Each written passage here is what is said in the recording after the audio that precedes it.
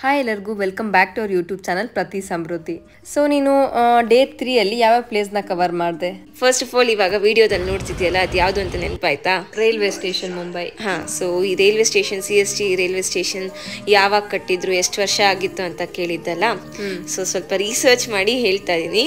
So ಈ railway station 1878 ಅಲ್ಲಿ construct ಮಾಡೋಕ್ಕೆ ಸ್ಟಾರ್ಟ್ ಮಾಡಿ 1888 ಅಲ್ಲಿ ಕಂಪ್ಲೀಟ್ ಮಾಡಿದ್ರು. So it is almost 136 year old railway station. And ಅದಕ್ಕೆ ಮುಂಚೆ ವಿಕ್ಟೋರಿಯಾ ಟರ್ಮಿನಸ್ ಅಂತ ಹೆಸರಿತ್ತು. ಅದನ್ನು 1996 ಅಲ್ಲಿ CST ಅಂತ ಚೇಂಜ್ ಮಾಡಿದ್ರು. That is Chhatrapati Shivaji terminal ಅಂತ ಚೇಂಜ್ ಮಾಡಿದ್ರು. ಸಮೃದ್ಧಿ, ಈ ಟರ್ಮಿನಲ್ ಬಗ್ಗೆ ನೀನೊಂದು ಪಾಯಿಂಟ್ ಮರ್ತೋದೆ ಹೇಳೋದು. ಇದು ಯುನೆಸ್ಕೋಸ್ ವರ್ಲ್ಡ್ ಹೆರಿಟೇಜ್ ಸೈಟ್ ಕೂಡ ಹೌದು. ಹೌದು. ಆ್ಯಂಡ್ ನಾವು ಅಲ್ಲಿಂದ ಮುಗಿಸ್ಕೊಂಡು ಎಲಿಫೆಂಟಾ ಕೇವ್ಸ್ಗೆ ಹೋಗಬೇಕು ಅಂತ ಹೊರಟ್ವಿ. ಸೊ ಅಲ್ಲಿಗೆ ಹೋಗೋದಕ್ಕೆ ನಾವು ಬೋಟ್ ಮುಖಾಂತರ 11 ಕಿಲೋಮೀಟರ್ಸ್ ಸಿಯಲ್ಲಿ ಹೋಗ್ಬೇಕಿತ್ತು. ಅದು ಆ ಬೋಟ್ನ ಬೋರ್ಡ್ ಮಾಡೋದು ನಾವು ಗೇಟ್ ವೇ ಆಫ್ ಇಂಡಿಯಾ ಹತ್ರ. ಸೊ ಅಲ್ಲೇ ನಾವು ತಾಜ್ ಹೋಟೆಲ್ ಮತ್ತೆ ಗೇಟ್ ವೇ ಆಫ್ ಇಂಡಿಯಾ ಕಾಣ್ಬೋದು. ಅಲ್ಲಿಂದ ನಾವು ಸಖತ್ತಾಗಿದೆ ಅಂತ ಮತ್ತೆ ಸೊ ಎಲಿಫೆಂಟಾ ಕೇವ್ಸ್ಗೆ ಅಲ್ಲಿಂದ ನಾವು ಜರ್ನಿನ ಸ್ಟಾರ್ಟ್ ಮಾಡಿದ್ವಿ. ಸೊ ಎಷ್ಟೊತ್ತಾಗುತ್ತೆ ಜರ್ನಿ ಈ 11 ಕಿಲೋಮೀಟರ್ಸ್ ಹೋಗೋದಕ್ಕೆ? ಸೊ ಸಿ ರೂಟ್ ಆಗಿರೋದ್ರಿಂದ ಆಲ್ಮೋಸ್ಟ್ 45 ಮಿನಿಟ್ಸ್ ಟು 1 hour ಆಗ್ಬೋದು.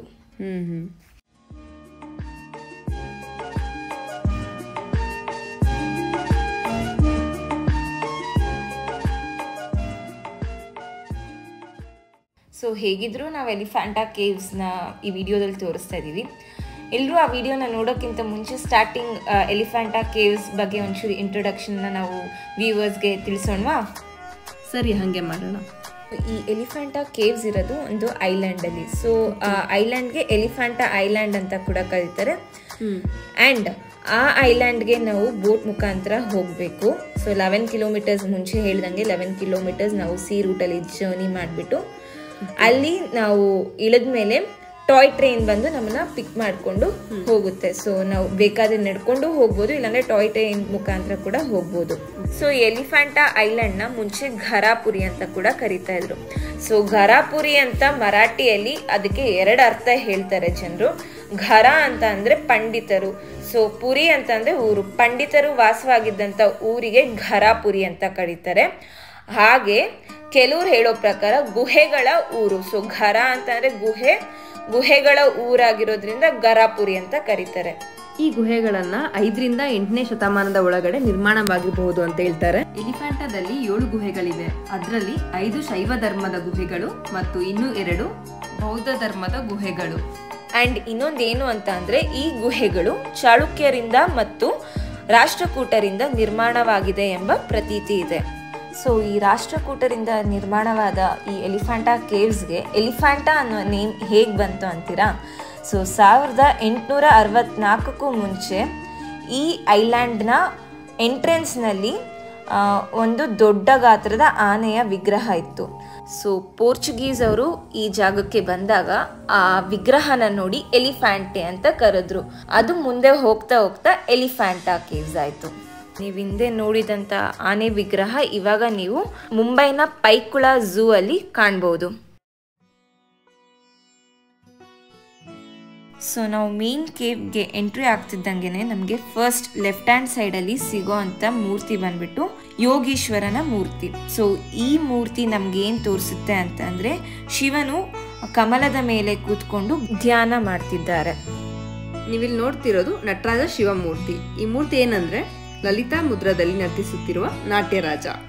ಅದನ್ನ ಬ್ರಹ್ಮ, ವಿಷ್ಣು, ಪಾರ್ವತಿ, ಗಣೇಶ ಹಾಗೂ ಇತರ ದೇವತೆಗಳು ನೃತ್ಯವನ್ನು ವೀಕ್ಷಿಸುತ್ತಿರುವ ದೃಶ್ಯ ನೀವು ಕಾಣಬಹುದು. ಇದು ಅಂಧಕಾಸುರನ ಮೂರ್ತಿ. ಈ ಮೂರ್ತಿ ನಮಗೆ ಅಂಧಕಾಸುರನ ಅಂತ್ಯದ ಕಥೆಯನ್ನ ಹೇಳುತ್ತೆ. ಇಲ್ಲಿ ನೀವು ನೋಡ್ತಿರೋದು ಕಲ್ಯಾಣ ಸುಂದರ ಮೂರ್ತಿ.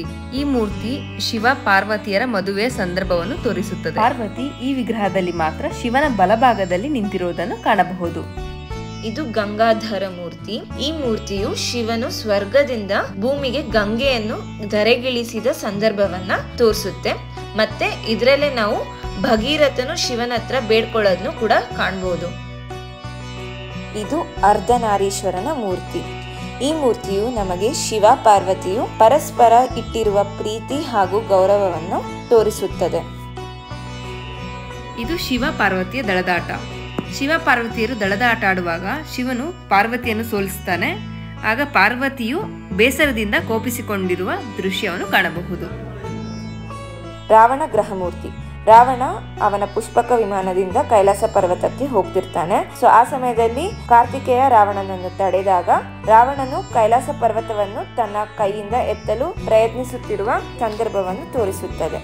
ಇದು ತ್ರಿಮೂರ್ತಿ ಅಥವಾ ಮಹೇಶ್ ಮೂರ್ತಿ. ಈ ಮೂರ್ತಿಯು ಎಲಿಫೆಂಟಾ ಕೇವ್ನ ಅತಿ ಎತ್ತರವಾದ ಮೂರ್ತಿ. 17.9 ಮೀಟರ್ ಉದ್ದ ಇರೋ ಈ ಮೂರ್ತಿ ಶಿವನೇ ಸೃಷ್ಟಿಕರ್ತ, ರಕ್ಷಕರ್ತ ಮತ್ತು ವಿನಾಶದ ಕಾರಣ ಎಂದು ಹೇಳುತ್ತದೆ. ಈ ದೇವಸ್ಥಾನದ ಇನ್ನೊಂದು ವಿಶೇಷತೆ ಏನಂದ್ರೆ ಈ ದೇವಸ್ಥಾನದ ನಿರ್ಮಾಣ ಬರೀ ಒಂದೇ ಕಲ್ಲಿನಿಂದ ಕೆತ್ತಲಾಗಿದೆ. ಅದನ್ನ ನಾವು ಮೋನೋಲಿಥಿಕ್ ಅಂತ ಕೂಡ ಕರಿತೀವಿ.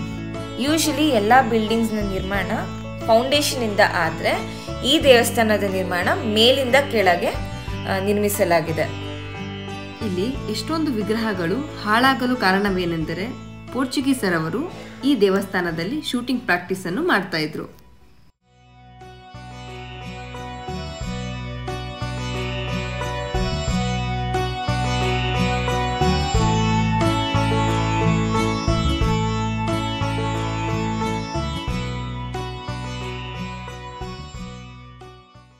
ಸೊ ನಮ್ಮ ಕೈಲಾದಷ್ಟು ಎಲಿಫೆಂಟಾ ಕೇವ್ಸ್ ಬಗ್ಗೆ ವಿಷಯಗಳನ್ನ ನಿಮಗೆ ತಿಳಿಸ್ಕೊಟ್ಟಿದ್ದೀವಿ ಅಂತ ಅಂದ್ಕೊಂಡಿದ್ದೀನಿ.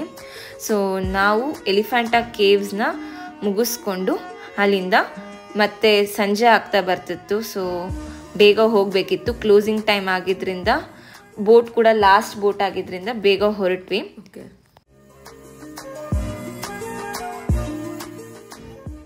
ಸೊ ನಾವು ಗೇಟ್ವೇ ಆಫ್ ಇಂಡಿಯಾ ತಲುಪೋ ಅಷ್ಟರಲ್ಲಿ ಫುಲ್ ಕತ್ಲಾಗಿ ಹೋಗಿತ್ತು. ಆ್ಯಂಡ್ ಲೈಟಿಂಗ್ಸ್ ನಮ್ಮನ್ನ ವೆಲ್ಕಮ್ ಮಾಡ್ತಾ ಇತ್ತು. ಸಖತ್ ಚೆನ್ನಾಗಿತ್ತು. ಸೊ ಇದಾಗಿತ್ತು ನಮ್ಮ ಇವತ್ತಿನ ಬ್ಲಾಗ್. ಆ್ಯಂಡ್ ಇದೇ ಥರ ಕಂಟೆಂಟ್ಗಾಗಿ ನಮ್ಮ ಚಾನಲ್ ಪ್ರತಿ ಸಮೃದ್ಧಿಗೆ ಲೈಕ್, ಶೇರ್ ಆ್ಯಂಡ್ ಸಬ್ಸ್ಕ್ರೈಬ್ ಮಾಡಿ. Thank you.